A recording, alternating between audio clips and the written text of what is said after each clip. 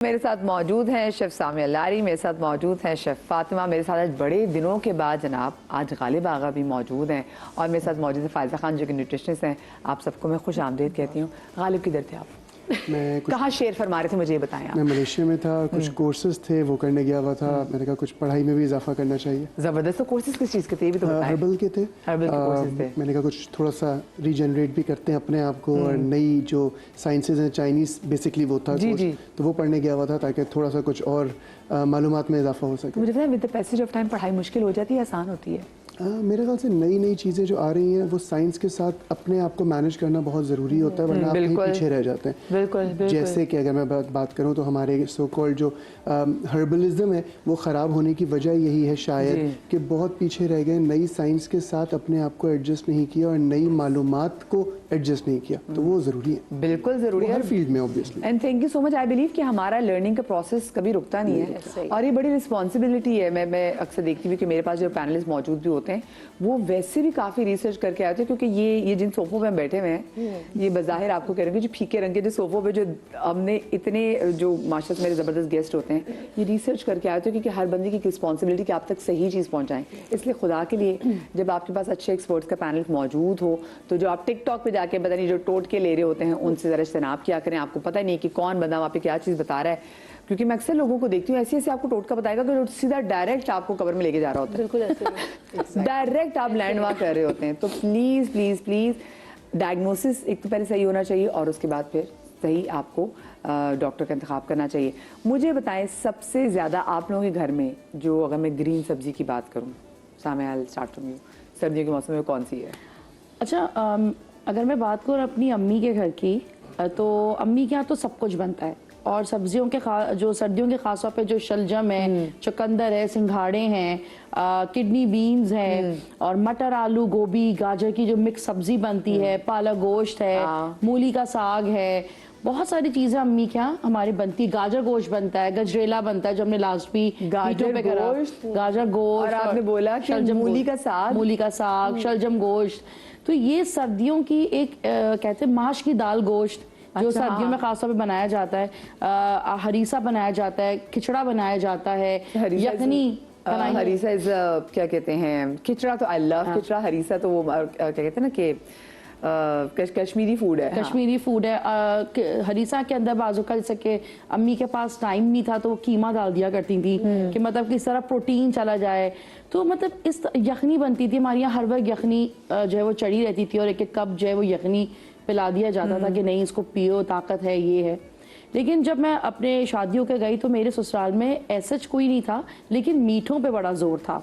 तो वो अंडे का हलवा और एक चुर्री के लड्डू और वो खुद बनाती है मेरी सास। तो वो जो और ख़ासतौर पे अंडे के हलवे में तो इतनी मेहनत लगती है, उठ के सूजी का हलवा बना रही है। मतलब सर्दियों की प्रॉपर एक ड्राई फ्रूट का एक मीठा बनता है हमारे यहाँ। लेकिन मेरे जैसे कि हस्बैंड है तो वो कहते हैं कि ये शेर को आप घास फूस नहीं खिला सकते। तो मैं ये कहती हूँ कि जो ये घास फूस है एक्चुअल यही आपकी ताकत है। हाँ। क्योंकि ये छोटे से स्पेल के लिए होती है। मतलब आप भी लगा रहे, इनकी जो ग्रोथ है ये तकरीबन महीने भर की बस होती है और आपके पास वो खत्म हो जाता है। लोग इसको फ्रीज करते बना के, फले की सब्जी साग होता है जो सिंध में बनाया जाता है, सफ़ेद मक्खन के साथ उसको सर्व करते हैं। बसरी होती है जो मीठी रोटी गुड़ के साथ होती है। ये सारी चीज़ें जो है ना वो बड़ी मज़ेदार है। लेकिन ये सब ताकत की चीज़ें हैं जो हम हमारे अंदर जो चिकनाहट खत्म हो जाती है, हमारे घुटनों में दर्द होता है, हमें वो पुराने दर्द जो बचपन में कभी हम ठुके हुए हों, कहीं गिरे हुए हों, टूटे हुए हों, वो सब उड़ जाते हैं। और खासतौर पे वो खवातीन जिनके बेबीज होते हैं तो वो अंदर से इतना वीक होती हैं। तो आपको इस वक्त अंडों की, जैसे अंडे महंगे हो जाते हैं, देसी मुर्गी महंगी हो जाती है सर्दियों में। तो मुझे याद है बचपन में जो हमारे गेस्ट आते थे सर्दियों में तो एक ये चीज़ गाली बहुत होती थी कि अच्छा चलो कुछ भी, चलो कबाब फ्राई में अंडे उबाल लो, और वो अंडे भी काट के रखे जाते थे मतलब रात के टाइम में। तो इतना अच्छा लगता था क्योंकि जो भी मटर पुलाव के साथ आलू के कटलेट्स मस्ट है, तो उसके साथ अंडे का एक स्लाइस बीच में जरूर होता है। तो वो कहीं ना कहीं हमारी जो ग़िज़ा है उसमें हमें प्रोटीन और हमें वही चीज़ें खिलाई जाती हैं जो शायद हमें मतलब हेल्दी रखें, हमारे बाल ना झड़े, हमारे नाखून सही रहे, हमारी हमारी स्किन ड्राई ना हो, कहते हैं खुजली नहीं हो, जो हमें अजीब सी पैरों में खुजली होती है। मैं तो सोची आगा साहब के घर में क्या चीज़ है, आगा साहब कैसे प्रिपेयर करते होंगे अपने बच्चों को, तो ये मुझे सोचने का है कि क्योंकि आगा साहब से सब लोग पूछते हैं कि हमें क्या करना चाहिए, तो फिर आगा साहब ने उतने बच्चों की कैसे बच्चों ने ट्रेनिंग की, बताएं।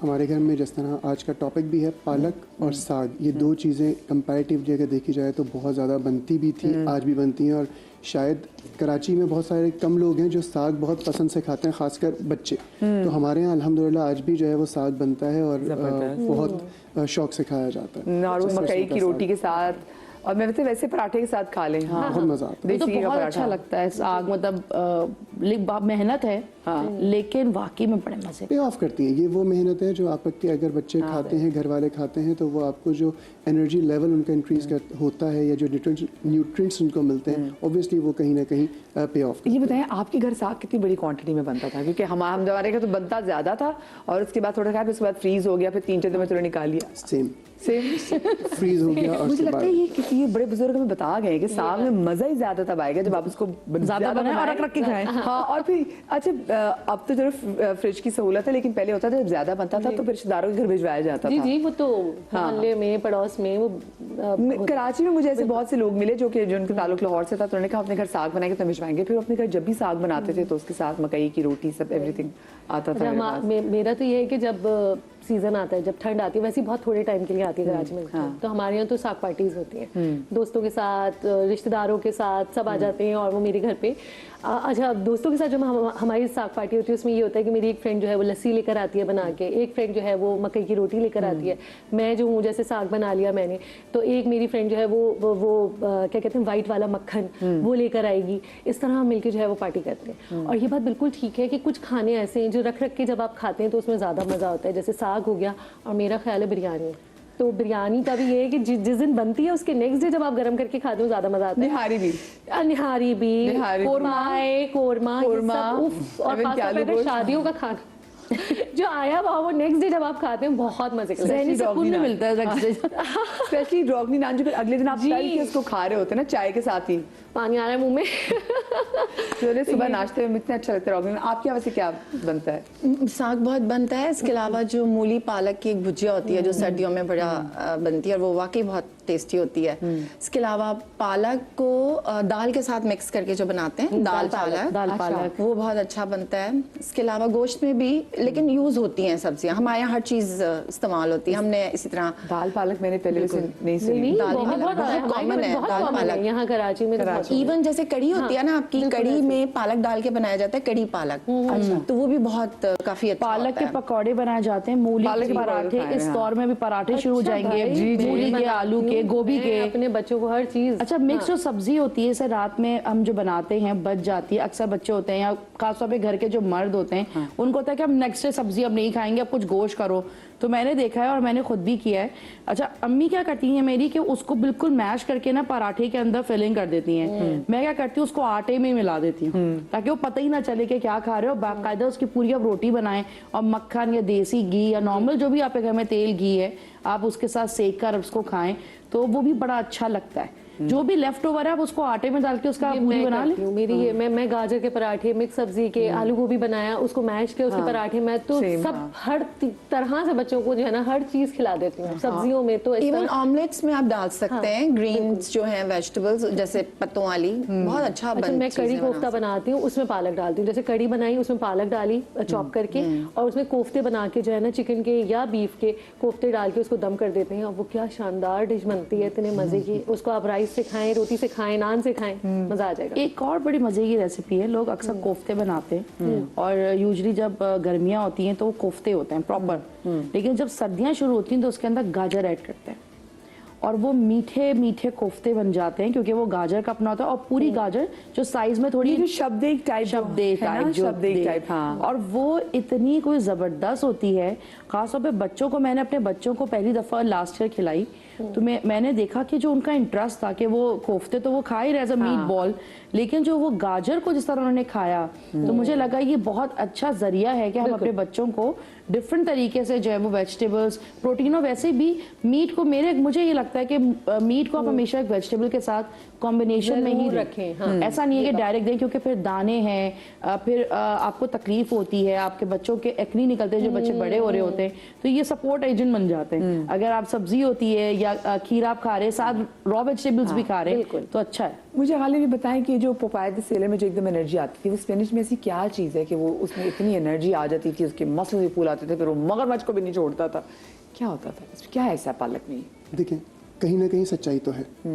पालक को अगर आज हम पढ़ते हैं तो फाइबर भी है, जिंक भी है, कैल्शियम भी है और आयरन से भरपूर है। और फिर क्योंकि ओवरऑल अगर हम देखते हैं तो फाइबर और एंटीऑक्सीडेंट जब आ जाते हैं तो वो जल्दी हजम भी हो सकते हैं और इसके साथ साथ वो आपको एनर्जी प्रोडक्शन में जल्दी उसको प्रोडक्शन में तब्दील कर देते हैं। तो ऑब्वियसली वो जो पपाया कहता था, करता था और होता था, वो कहीं ना कहीं सच्चाई है। मैं तो ये अपने बच्चे को भी ये बोलता हूँ, देखो इसको देखो, आप पालक खाओ। अल्हम्दुलिल्लाह उसने खाना शुरू कर दी उसी की वजह से। उसी की वजह से जो हमारे बचपन के जो है, इसका मतलब है कैरेक्टर से वो अगर हमारे बच्चों को भी आज फैसिनेट कर रहे हैं। अच्छा, लेकिन पालक कौन लोग नहीं खा सकते? जिनको गुर्दे में पथरी होने का एक कैफियत होती है कि कुछ लोगों को ऐसा होता है कि बार बार पथरी बन रही होती है और निकल रही होती है, या पथरी बन चुकी है। इन दोनों को हम कोशिश करते हैं कि पालक, या मैं अगर थोड़ा सा इसको आगे बढ़ाऊं तो हम लोग तो ये कहते हैं कि जितनी भी बगैर छीले हुए सब्जियां हैं, वो जिसका भी छिलका पील नहीं करते, जितनी भी ग्रीन है या कोई ऐसी सब्जी है जो कि छीली नहीं जाती,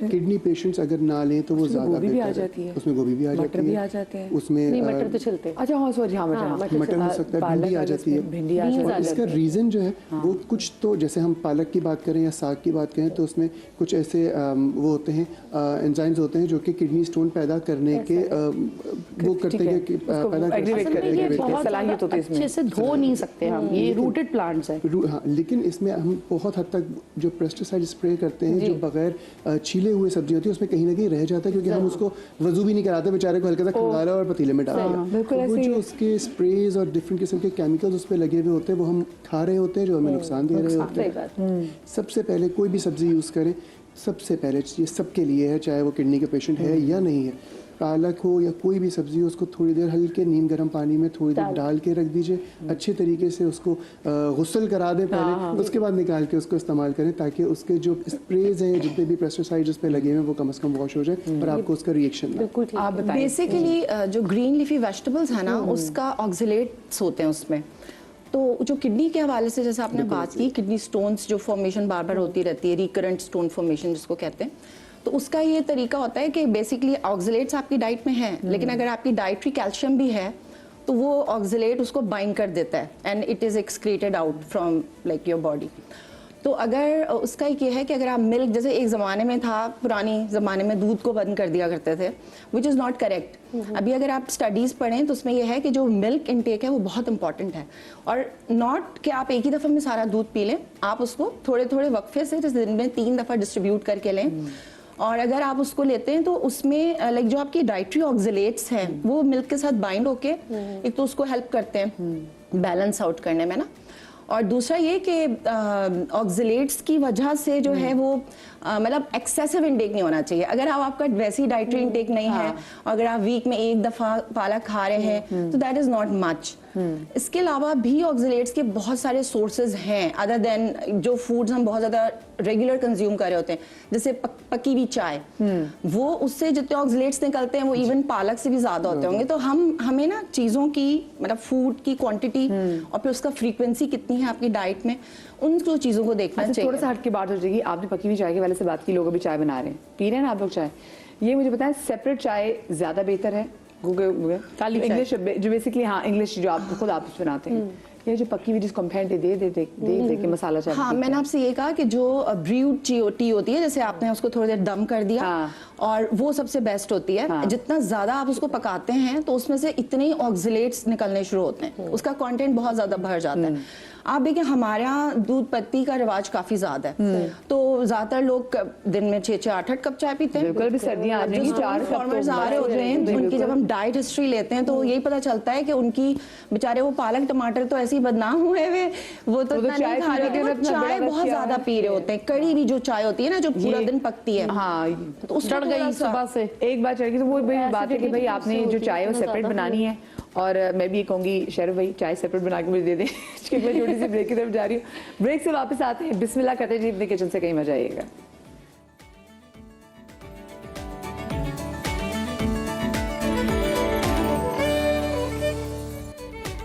जी जनाब, welcome back after the break. और ब्रेक में तो यहाँ पे इतनी हमने सब्जियों की डिस्कशन कर ली है कि सामने कह लीजिए कि मुझे लग रहा है कि मुझे अभी एम्प्रेस में आगे चली जाती है और मैं ढेर सारी सब्जियां खरीद लेती हूँ, क्योंकि यूजुअली होता ये कि हम लोग गोश्त पे, चिकन पे और अगर हम फिश पे बहुत ज़्यादा हम एम्फसाइज कर रहे होते हैं, हम सब्जियों के वाले से बात ही नहीं कर रहे होते। मुझे भी लगता है कि अभी बहुत कम लोग, अब शायद ऐसे बड़े बुजुर्ग हमारे रह गए जिनको सब्जियाँ सलीके से बनानी आती हैं। तो ये बड़ा ज़रूरी है कि हम सब्जियों पे काम करें, क्योंकि एक चीज़ हमारे पास है, पता नहीं हम मुझे याद है मुझे दादाबू मैं झंग गई हुई थी और मैं दादाबू हमारे किसी मज़ारे की बच्चे की शादी में मुझे ले गए। तो जब मैं उन शादी पे गई तो वहाँ पे मैंने गोभी आलू खाया। ये वो शादी का खाना था। अरे वाह, और बहुत अच्छा, मुझे आज तक उसका टेस्ट याद है। मैं बहुत छोटी थी, क्योंकि मैं गोश्त खोर बच्ची थी कि मुझे गोश्त खाना होता था, लेकिन आई स्टिल रिमेंबर। और मुझे ये बात कि वो तंदूर की बड़ी बड़ी चपातियाँ टाइप रोटियाँ थी और वो गोभी आलू अभी भी मुझे याद है। सो मतलब हम गोश्त के भी जितना ना भागें, सब्जी में बहुत कुछ है, जैसे कि पालक। जी गालिब।